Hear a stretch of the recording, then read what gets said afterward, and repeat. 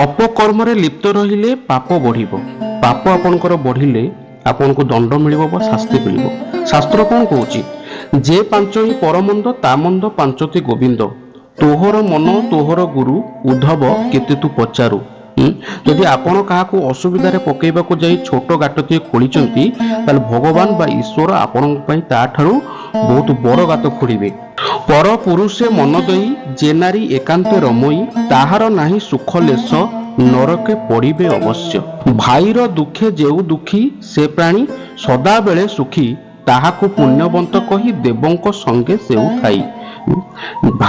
ନିଜ ଭାଇର ଦୁଃଖରେ ଯିଏ ସବୁବେଳେ ଦୁଃଖୀ ଥାଏ, ସେ ପ୍ରାଣୀ ସଂସାରରେ ସବୁବେଳ ପାଇଁ ସୁଖୀ ଥାଏ। नमस्कार, मु अभिमन्यु स्वागत करुच्ची अभिमन्यु एम्पायर्स को। आज गोटे सुंदर कथा नहीं आपन को सामना को आसी। निकट अतीत आमे भागवत जन्म संबंधित किछि सुंदर कथा आलोचना करथिले। आज आसंतु आलोचना करिबा भागवतर किछि महत्व बाणी, किछि शिक्षणीय बाणी, किछि अमृत कथा। अपकर्म रे लिप्त रहिले पाप आपनकर बढ़िबो और शास्ति मिलिबो। यदि आपण सत्कर्म रे लिप्त रहिबे आपनको आत्म संतोष मिलिबो।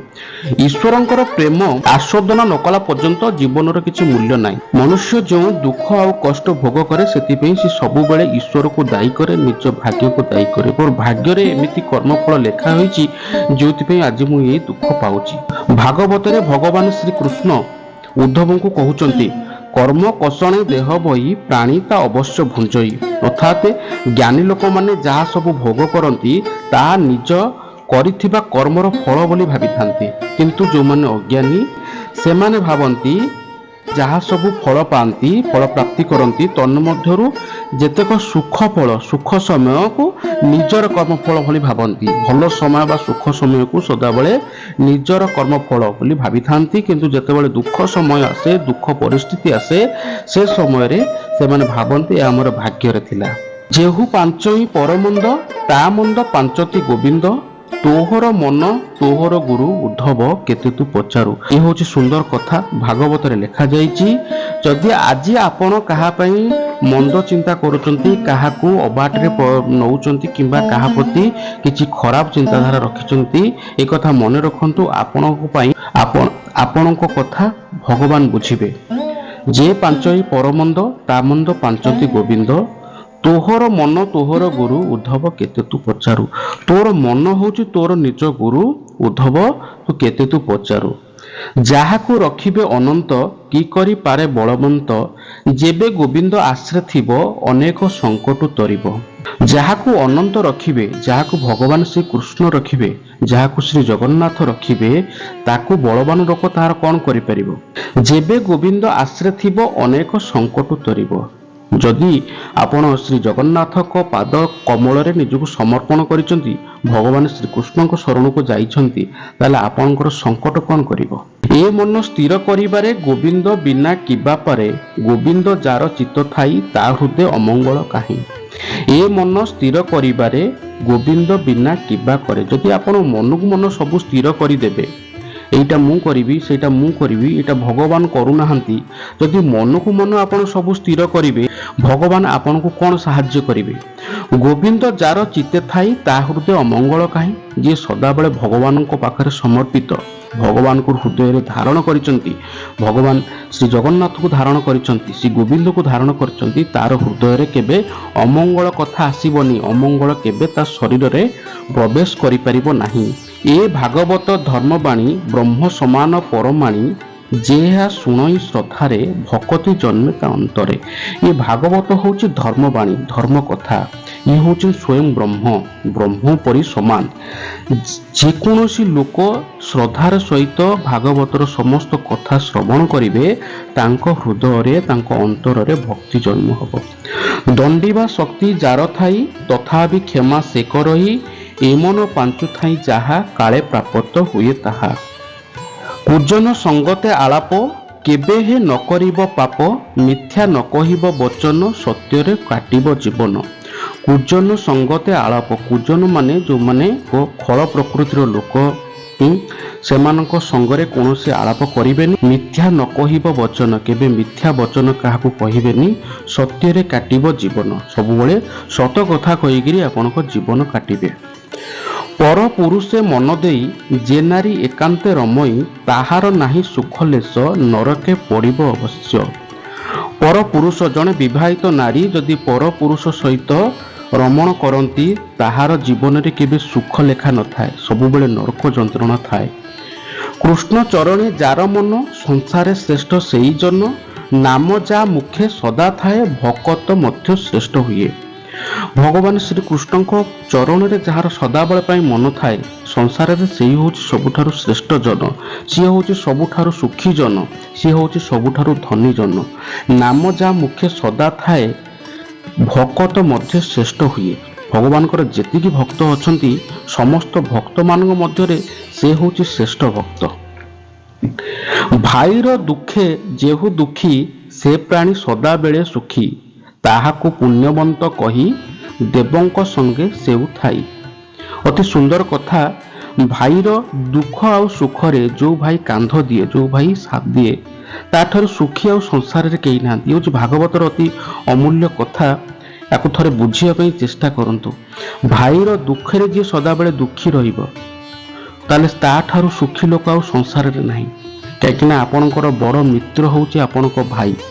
ଗୋଟିଏ ପରିବାରରେ ଯଦି 5ଟି ଭାଇ ଅଛନ୍ତି ଆଉ 5ଟି ଭାଇ ପରସ୍ପର ସହିତ ସ୍ନେହରେ ବନ୍ଧା ଅଛନ୍ତି, ଭଲ ପାଇବା ଅଛି, ତାହେଲେ ଆପଣଙ୍କ ଗାଁରେ କେହି ଜଣେ ତାଙ୍କ ସାମ୍ନାରେ ସାହସ କରି କଥା ବୋଧେ କହିପାରିବେ? ତ୍ରେତୟା ଯୁଗରେ ରାବଣ କେତେ ବଳଶାଳୀ ଥିଲା, କେତେ ଜ୍ଞାନୀ ଥିଲା, କିନ୍ତୁ ହାରିବାର ମୁଖ୍ୟ କାରଣ ହେଉଛି ବିଭୀଷଣ। ବିଭୀଷଣ ପାଇଁ ରାବଣ ବଦ୍ଧ। ତେଣୁ ବିଭୀଷଣ ହେଉଛି ରାବଣର ଭାଇ। ଭାଇ ତା ସାଙ୍ଗରେ ନଥିଲା ବୋଲି ସେ ମୃତ୍ୟୁବରଣ କଲା, କିନ୍ତୁ ଶ୍ରୀରାମ ଜିତିଲେ ଲକ୍ଷ୍ମଣ ପାଇଁ। ତେଣୁ ଭାଇର ଦୁଃଖେ ଯେହୁ ଦୁଃଖୀ ସେ ପ୍ରାଣୀ ସଦାବେଳେ ସୁଖୀ ତାହାକୁ ପୁଣ୍ୟବନ୍ତ କହି ଦେବଙ୍କ ସଙ୍ଗେ ସେହୁ ଥାଇ। କୃଷ୍ଣ ଚରିତ ଶୁଣି ଯେବେ ଭକ୍ତି ନ ଜନ୍ମେ ଦୃଢ଼ ଭାବେ କେବଳ ଶ୍ରମ ତାହାଙ୍କର କାହୁଁ ତରିବେ ତମ ଘର। ଭଗବାନ ଶ୍ରୀକୃଷ୍ଣଙ୍କର ଚରିତ୍ରକୁ ଶୁଣିଲା ପରେ ଯଦି ଆପଣଙ୍କର ହୃଦୟରେ ଭକ୍ତି ଜନ୍ମ ନାହିଁ ତାହେଲେ ଆପଣ ତମ ଘର ଅର୍ଥ କାହୁଁ ତରିବେ ତମ ଘର, ତାର ଅର୍ଥ ହେଉଛି ତମ ଘର ମାନେ ଘୋର ଅନ୍ଧକାର ଅଜ୍ଞାନ କେମିତି ଆପଣଙ୍କ ଶରୀରରୁ ଯିବ। ଅମୃତ ବଚନ କହିବ ପରକୁ ଆପଣା କରିବ କର୍ମ କରିବ କଷ୍ଟ ସହି କର୍ମରେ କୌଣସି ଭଲ ମନ୍ଦ ନାହିଁ। ଅମୃତ ବଚନ ଅତ୍ୟନ୍ତ ସତ୍ୟ କଥା, ମିଠା କଥା କହିକି ଅନ୍ୟମାନଙ୍କୁ ଆପଣାର କରିବେ। କର୍ମ କରିବ କଷ୍ଟ ସହି କର୍ମରେ କୌଣସି ଭଲ ମନ୍ଦ ନାହିଁ। କର୍ମ ବା କାମ କୌଣସି ଭଲ ମନ୍ଦ ନାହିଁ। ଯେତେ ଛୋଟ କାର୍ଯ୍ୟ ହେଉ ତାର କୌଣସି ଭଲ ମନ୍ଦ ନାହିଁ। କର୍ମ ଆପଣଙ୍କୁ ସବୁବେଳେ ବଡ଼ କରିବ। ତେଣୁ କର୍ମ କଲାବେଳେ କେବେ ନିଜକୁ ଛୋଟ କିମ୍ବା କର୍ମକୁ କେବେ ଛୋଟ କି ଭଲ ମନ୍ଦ କିଛି ଭାବିବେନି। କର୍ମ କରିବେ କଷ୍ଟ ସହି କର୍ମରେ କୌଣସି ଭଲ ମନ୍ଦ ନାହିଁ। ସତ୍ୟ କର୍ମରେ ଧର୍ମ ଅଛି, ଧର୍ମ କରିବ କର୍ମ ବାଛି କାମ କ୍ରୋଧଠୁ ଦୂରେଇ ଥିବ ସେ ନେଇ ନର୍କେ ପକାଇବ। ସତ୍ୟ କର୍ମରେ ଧର୍ମ ଅଛି, ଯୋଉଟା ସତ୍ୟ କର୍ମ ସତ୍ୟ କଥା ତା ଦେହରେ ଧର୍ମ ନିଶ୍ଚିନ୍ତ ରହିଛି।